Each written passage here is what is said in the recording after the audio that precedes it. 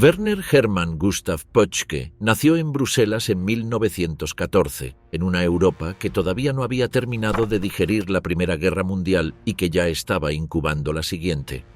Muy pronto se mudó con su familia a Berlín y allí creció dentro de una ciudad que, durante la República de Weimar, vivió inflación, violencia política y un clima donde el uniforme empezaba a convertirse en promesa de orden para algunos y amenaza para otros. En ese ambiente, Pötschke no se perfiló como un ideólogo brillante, se perfiló como un hombre de tropa, marcado por la disciplina, la ambición y una dureza que lo aisló de los demás. En 1935 ingresó a las SS y entró en la órbita de la Leibstandarte SS Adolf Hitler, una unidad que no era solo militar, era prestigio, selección y cercanía al poder. La Leibstandarte se construyó como élite, y la élite exigía algo más que valentía. Exigía una sociabilidad interna hecha de lealtades, obediencia y códigos no escritos. Pötschke nunca encajó del todo en ese molde. Su carrera inicial avanzó, pero lo hizo con fricción. Fuentes biográficas lo describen como un hombre impulsivo e inestable, extremadamente duro con sus propios subordinados y con desprecio absoluto por el enemigo. Rasgos que, en un entorno de combate, podían confundirse con carácter, pero dentro de una unidad de élite rápidamente se convertían en problema de mando. Su ascenso fue más lento de lo normal para ese entorno. Mientras otros jóvenes oficiales construían redes y subían de rango con rapidez, Pötschke quedó trabado por su conducta. No era el camarada popular de cantina ni el jefe cercano que cohesionaba hombres. Era el solitario al que se obedecía por miedo, no por respeto. Ese detalle, que en tiempos de paz parece anecdótico, iba a ser decisivo. En las Waffen-SS, la carrera no dependía solo de méritos en combate, sino también de la capacidad de integrarse a un sistema de favoritismos y confianza interna. En marzo de 1938, lo trasladaron al estandarte der Führer, una unidad que más tarde quedaría integrada en lo que se conocería como la división Das Reich. El movimiento no fue un premio, sino una señal.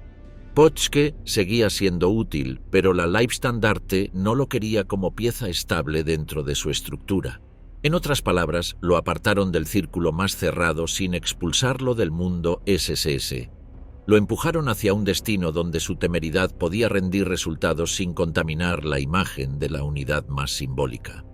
Fue en esa etapa temprana, en el mismo ecosistema de oficiales jóvenes que giraban alrededor de la Leibstandarte y sus unidades hermanas, cuando Pötschke conoció a Joachim Peiper. No se trató de una amistad clásica, fue un cruce dentro de una red de oficiales que años después se volvería inseparable en el frente occidental. Ambos compartieron el mismo tipo de cultura: agresividad ofensiva, ritmo acelerado de operaciones, desprecio por la cautela y una confianza casi fanática en romper al enemigo antes de que el enemigo pudiera reaccionar. Ese estilo los hizo útiles para el régimen y peligrosos para cualquiera que cayera bajo su control. Cuando comenzó la guerra en Polonia, Pötschke participó en la campaña con der Führer y recibió la Cruz de Hierro de segunda clase en septiembre de 1939. Esa condecoración funcionó como un sello temprano. Pese a sus problemas de conducta, el hombre rendía en combate. Un año después, durante la campaña de Francia, volvió a destacarse y obtuvo la Cruz de Hierro de primera clase. En términos militares, esa progresión era la lógica: participación, eficacia, premio. Pero en su caso, cada medalla convivía con el mismo dilema interno.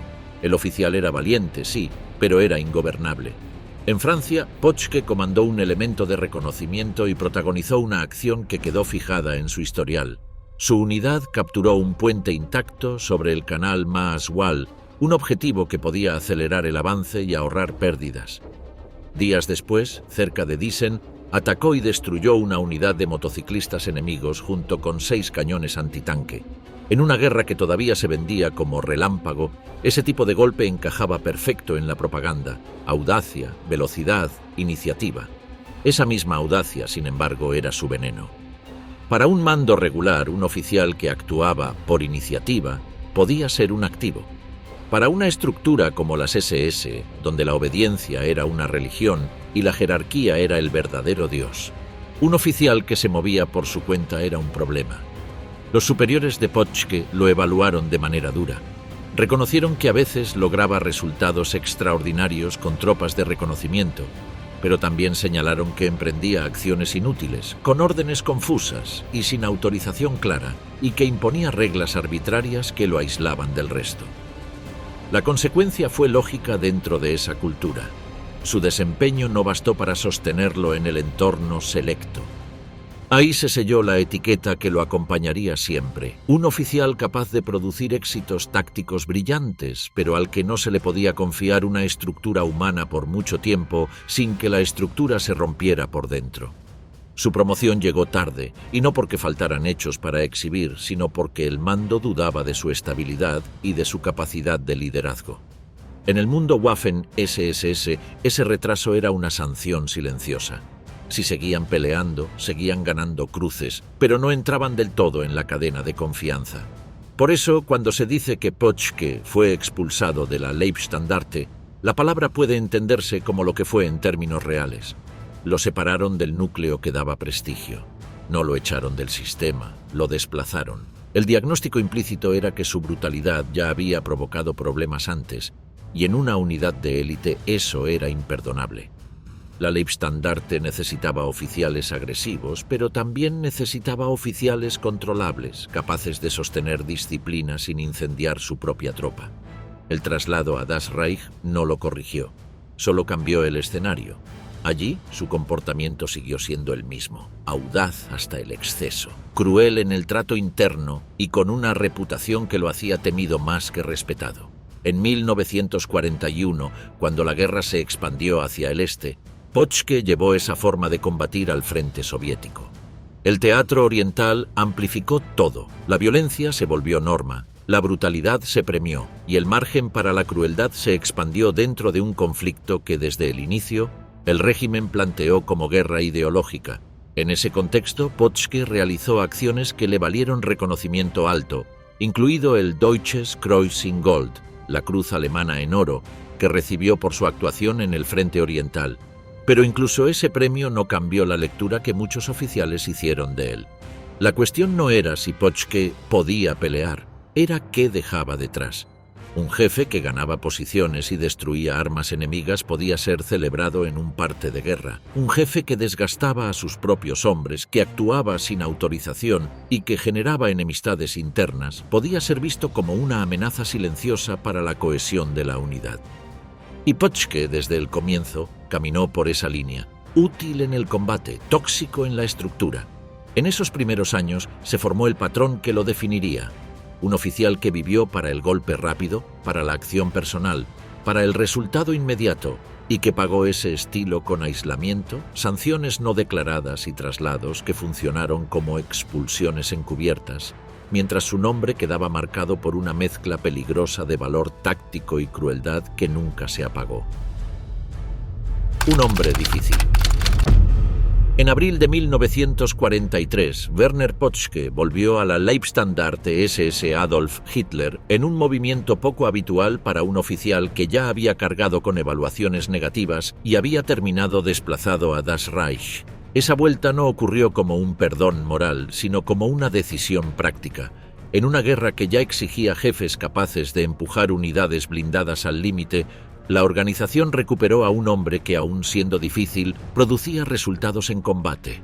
Los registros de su carrera lo situaron desde ese mes al frente de una unidad acorazada del regimiento Panzer de la Leibstandarte, en un proceso de reorganización y adiestramiento que precedió a nuevas campañas.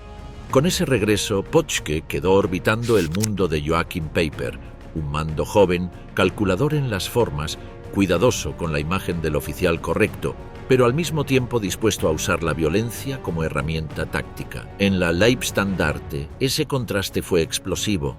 Pöttske no encajó por modales ni por lealtades sociales, encajó por utilidad. Incluso una síntesis biográfica moderna lo describió con palabras que no dejaban espacio a la ambigüedad: inestable, impulsivo, cambiante, de temperamento volcánico, con desprecio por el enemigo y una dureza extrema hacia sus propios hombres. Esa reputación lo siguió como una sombra, y en un entorno donde la autoridad se medía en disciplina, esa sombra podía convertirse en un arma. Pöttske operó entonces bajo una regla que lo definió. No buscó la cohesión del grupo, Buscó el impacto inmediato. Quienes lo tuvieron cerca sintieron esa lógica como una amenaza constante. No era solo que gritara o castigara, era que su carácter se volvía impredecible, y la imprevisibilidad en una unidad blindada significaba vida o muerte.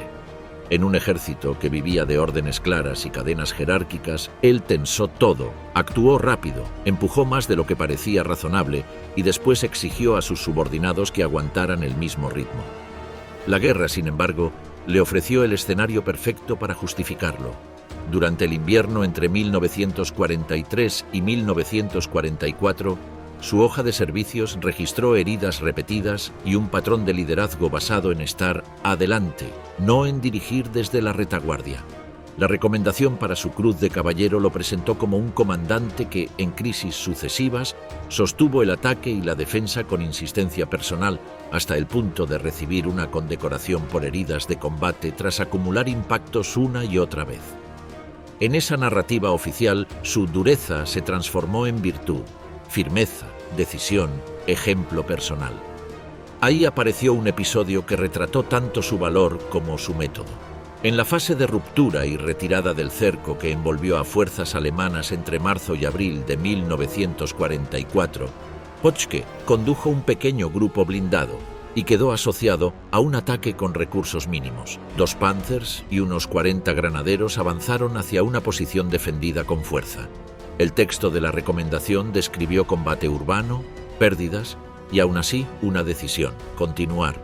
Luego relató un rodeo, una entrada sorpresiva y un derrumbe moral del enemigo. En la contabilidad fría del documento, esa acción dejó un saldo brutal: material destruido o capturado y 156 enemigos muertos contados, con apenas 2 prisioneros. Era exactamente el tipo de resultado que convertía a un oficial difícil en imprescindible, porque el número final silenciaba preguntas sobre el costo humano y el estilo de mando. Peiper, cuando se recuperó y volvió a tenerlo cerca, tuvo que tratar con esa clase de subordinado. Uno que no pedía permiso para arriesgarse y que no moderaba el castigo para mantener lealtades. El enfrentamiento entre ambos no necesitó una escena teatral para existir. Se expresó en la fricción diaria de 2 formas de mandar. Peiper entendió el valor de un batallón que empujaba sin miedo, pero también entendió el peligro de un jefe que podía incendiar la moral interna. Pöttske, por su parte, no era el tipo de hombre que aceptaba la autoridad con comodidad. Aceptaba la misión y luego la ejecutaba con su propio código. Esa tensión se volvió más visible en el oeste, cuando la Leibstandarte se convirtió en punta de lanza en la ofensiva de las Ardenas y el Kampfgruppe Peiper pasó a moverse como una herramienta de choque. Allí, Pöttske figuró como uno de los comandantes de batallón bajo el paraguas operativo de Peiper, es decir, como alguien con margen táctico real dentro de una columna que vivía de decisiones rápidas en rutas estrechas y bajo presión constante.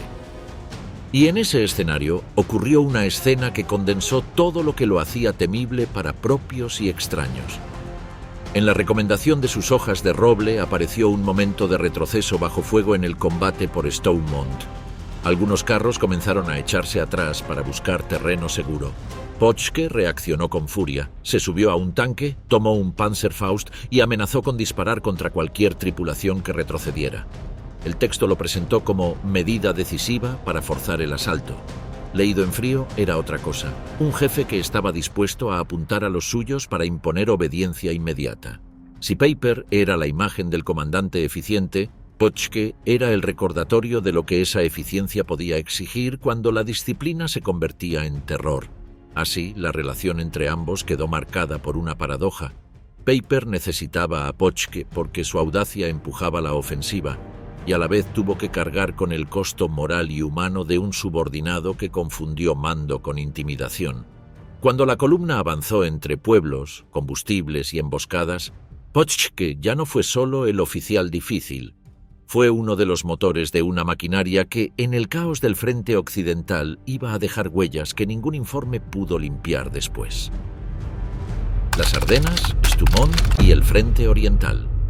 Cuando la ofensiva alemana en las Ardenas comenzó el 16 de diciembre de 1944, la idea era simple en el papel y suicida en la realidad: romper el frente aliado, cruzar el Mosa y obligar a una negociación desde una victoria imposible. Dentro de ese plan, el Kampfgruppe de Joachim Peiper recibió la tarea más agresiva: avanzar con velocidad absoluta por carreteras estrechas, boscosas y llenas de pueblos fortificados, sin detenerse por flancos abiertos, sin perder tiempo en bolsas de resistencia, sin aceptar retrasos. La prioridad era el combustible, los puentes intactos y la continuidad del movimiento. Ese primer día, sin embargo, la columna no corrió como una flecha. Las rutas se congestionaron, los caminos se volvieron trampas de barro y hielo, y los puntos de cruce se saturaron. Aún así, el 17 la vanguardia llegó al área del Amblev con combates duros alrededor de Stavelot y su puente, un punto crítico porque controlaba el paso y, sobre todo, el acceso a depósitos de gasolina. La columna siguió empujando hacia el oeste y, para el 18, parte del grupo se concentró en La Gleize, donde la carretera N33 se convertía en la arteria natural hacia Stoumont y, más adelante, hacia el Mosa. En ese momento el avance ya no dependía solo del ímpetu, dependía de abrirse paso por un corredor que los estadounidenses empezaban a cerrar como un lazo. En la mañana del 19 de diciembre, Stoumont se volvió el nombre que definió todo. El pueblo no era una fortaleza de concreto, pero sí un obstáculo perfecto para frenar tanques, calles angostas, curvas, casas de piedra, setos, cambios de nivel y posiciones defensivas improvisadas que permitían disparos a corta distancia. La propia recomendación de condecoración por las hojas de roble describió ese bloqueo con crudeza burocrática. La carretera quedó detenida por fuego combinado de piezas antitanque y antiaéreas, más cañones pesados antitanque y apoyo de tanques ocultos en el borde del bosque al norte del pueblo. El ataque comenzó temprano. Una preparación de morteros intentó quebrar la primera línea y luego avanzaron los carros. Panthers acompañados por otros blindados y granaderos mecanizados, con infantería moviéndose por ambos lados de la ruta para limpiar posiciones y proteger el avance. La niebla y el humo ayudaron a aproximarse, pero también comprimieron el combate. Todo se decidió a distancias donde un disparo bien colocado podía incendiar un tanque o cortar una sección entera de la columna. La defensa estadounidense, apoyada por artillería antitanque y piezas antiaéreas usadas como cañones de tiro directo, golpeó a los primeros blindados al entrar al pueblo. En registros y reconstrucciones posteriores, se señaló un punto específico cerca de la iglesia de Stoumont, donde un cañón de 90 milímetros participó en el rechazo inicial, impactando a un Panther en una curva crítica de la calle principal. Esa escena, además, quedó ligada a una rareza histórica. Fue filmada por un camarógrafo alemán de propaganda, lo que permitió identificar a oficiales y momentos concretos del avance dentro del pueblo. En ese tramo, Werner Potschke no actuó como un comandante de escritorio. Estuvo pegado al frente del batallón, moviéndose donde el avance se detenía, empujando a la columna para que no retrocediera a la primera ráfaga de cañón. En la narrativa oficial de su recomendación para las hojas de roble, un texto diseñado para justificar una condecoración, pero también para registrar el tipo de liderazgo que el régimen premiaba, se afirmó que, cuando algunos vehículos comenzaron a retroceder hacia terreno seguro, Potschke estalló. Se puso de pie sobre su carro, tomó un Panzerfaust y amenazó con disparar contra sus propias tripulaciones si retrocedían un solo paso más. Esa medida, decía el documento, fue decisiva. Los tanques volvieron a empujar hacia el interior del pueblo. Generaron pánico, rompieron la resistencia inmediata y capturaron prisioneros y armamento. Que un texto de condecoración incluyera sin pudor la amenaza de matar a sus propios hombres era una radiografía perfecta del personaje y del clima moral del final de la guerra. Potschke ya tenía fama de disciplina violenta y de desprecio por la cautela. Stoumont lo convirtió en una postal. Ese empuje logró una ganancia táctica. Los alemanes entraron en el pueblo, hubo combates casa por casa y durante horas pareció que el corredor quedaba abierto. Pero el éxito era frágil. A medida que el día avanzó, el problema dejó de ser Stoumont y pasó a ser todo lo que había detrás: rutas cortadas, combustible escaso y un cerco que se iba cerrando. Los estadounidenses contraatacaron. La presión aumentó en torno a la columna y el terreno trabajó contra el atacante. Un batallón blindado no podía saltar un pueblo si la carretera estaba bloqueada y no podía abrir rutas alternativas con rapidez bajo fuego y en invierno. Mientras se peleaba por Stoumont y sus inmediaciones, incluida la zona de la estación, el cerco operativo sobre Peiper se apretó. El avance se transformó en un intento de supervivencia y retirada organizada. Después de las Ardenas, la división fue enviada al frente húngaro, un traslado que mostraba el estado desesperado del Reich. Apagar incendios donde fuera posible, aunque ya no hubiera agua suficiente. Allí participó en la eliminación de una cabeza de puente soviética en torno al río Hron-Gran en la operación Südwind. Un ataque limitado pero brutal que buscó limpiar el terreno antes del último gran intento ofensivo alemán. En esa campaña, la misma recomendación de Hojas de Roble volvió a presentar a Pöttske como el comandante que avanzaba sin consideración por los flancos, empujando su grupo de tanques en combates nocturnos, rompiendo posiciones antitanque y coordinando el cruce de infantería una vez que se construyó un puente. El documento incluso ubicó lugares concretos del avance como Muzla y Parkani y describió un contacto con un grupo que cruzaba el Danubio en botes de goma como parte del cierre de la cabeza de puente. En esos mismos párrafos, el texto enumeró resultados con precisión casi contable. Tanques T, 34 destruidos, piezas de artillería capturadas o eliminadas, camiones quemados, muertos contados, vehículos capturados. Era, de nuevo, el lenguaje con que la guerra trataba de disfrazarse de balance y control cuando ya era desgaste puro. Con esas pruebas, Pöttske recibió las Hojas de Roble el 15 de marzo de 1945. Frente Oriental, Operación Despertar de Primavera, avance soviético y muerte de Pöttske. La condecoración llegó en el mismo punto en que la última gran ofensiva alemana en el este se agotó. La operación Frühlingserwachen, o Despertar de Primavera, había comenzado el 6 de marzo en el oeste de Hungría, alrededor del lago Balatón, y se estancó el 15 de marzo sin cumplir su objetivo principal: asegurar combustible y frenar el avance soviético hacia Viena. Para la Leibstandarte, el traslado desde el desastre de las Ardenas al barro húngaro había sido un cambio de paisaje, no de destino. La división llegó desgastada, con bajas acumuladas, problemas mecánicos y un enemigo que ya no se sorprendía ante las unidades de élite.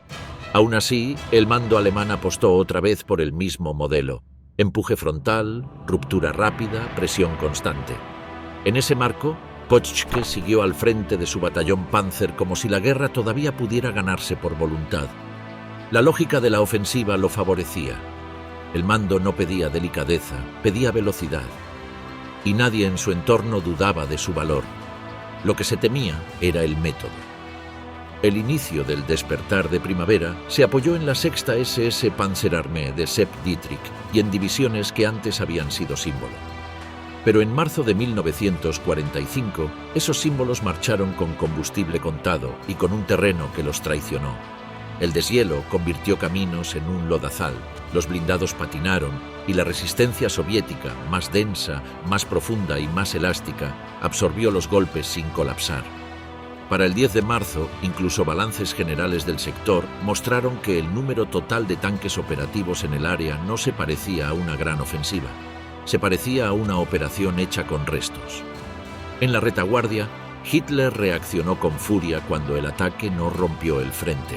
Tras el fracaso, emitió la llamada Orden del Brazalete.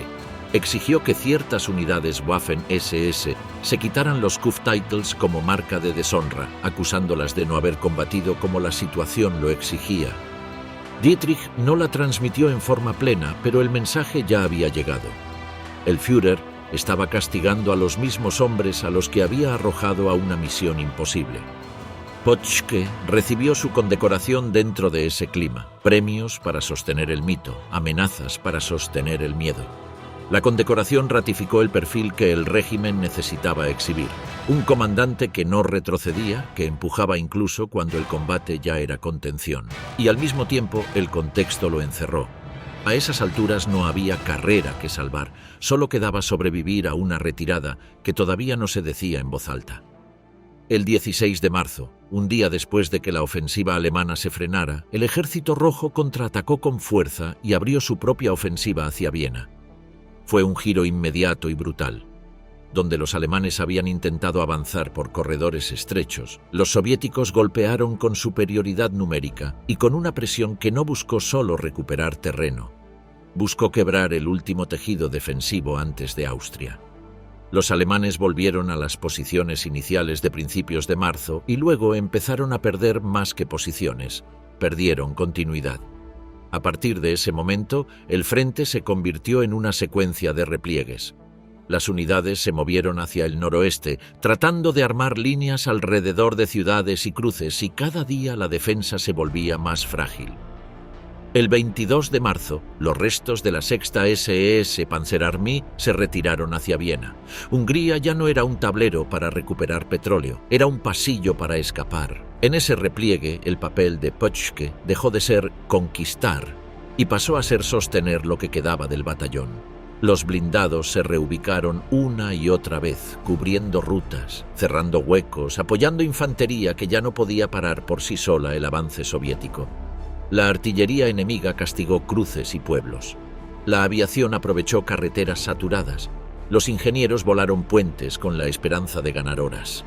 Y detrás de todo quedaba un hecho silencioso. Cada kilómetro hacia atrás era un kilómetro hacia Viena. En ese tramo final, cerca de Veszprém, la guerra ya no se parecía a una campaña. Se parecía a un derrumbe. Veszprém era un punto importante por su red de caminos en Transdanubia y por su cercanía relativa al eje que conducía hacia la capital austríaca. En los últimos días de marzo de 1945, la Leibstandarte ya no peleaba para abrir un frente, peleaba para no desintegrarse.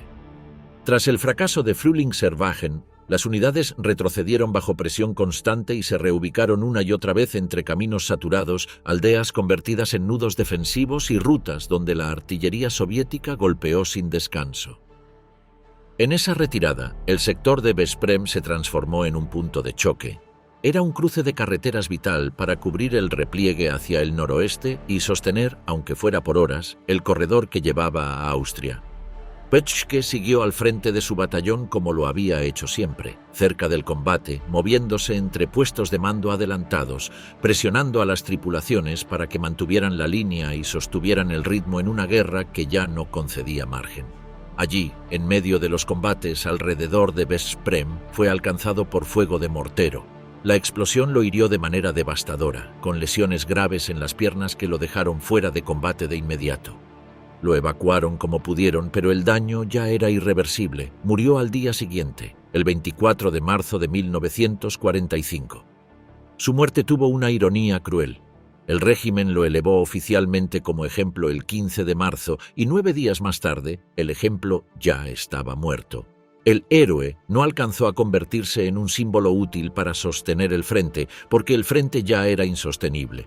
Para entonces, la ofensiva soviética hacia Viena ya había pasado de fase. El avance continuó, y a finales de marzo los soviéticos cruzaron desde Hungría hacia Austria, con Viena como objetivo inmediato.